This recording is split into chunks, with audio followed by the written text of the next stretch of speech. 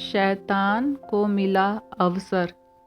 सृष्टि के आरंभ में मनुष्य अपने जीवन के उद्देश्य को भलीभांति समझता था। उसके दोनों नेत्र अच्छी वस्तुओं को देखने में ही व्यस्त रहते।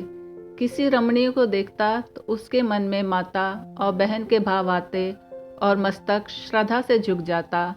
कान ईश्वर गुणगान तथा अच्छी बातें सुनने के ही अभ्यस्त थे। किसी की आलोचना सुनने का अवसर आता तो वह स्पष्ट कह देता, भाई सर्वगुण संपन्न तो केवल ईश्वर होता है। हम लोग मनुष्य हैं और मनुष्यों से भूल हो जाना स्वाभाविक है।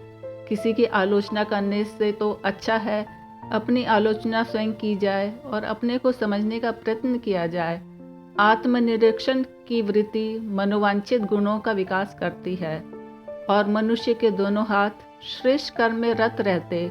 गिरे हुए लोगों को उठाना, दूसरों की सहायता करना, दान देना मानो हाथों का कर्तव्य हो। शैतान मन ही मन जल भून रहा था। उसे अपनी योग्यता दिखाने का अवसर नहीं मिल रहा था।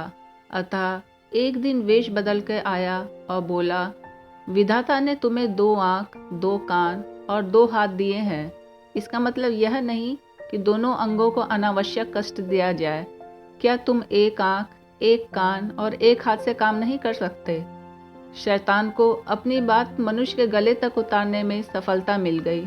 मनुष्य भी सोचने लगा, बात तो ठीक है, और उसने 1 आँख से देखना, 1 कान से सुनना और 1 हाथ से काम करना शुरू कर दिया। उसके 1 आँख, 1 कान और 1 हाथ पूर्ण विश्राम प्राप्त कर सर्वथा आलसी और निष्क्रिय बन गए। शैतान इसी अवसर की ताक में था।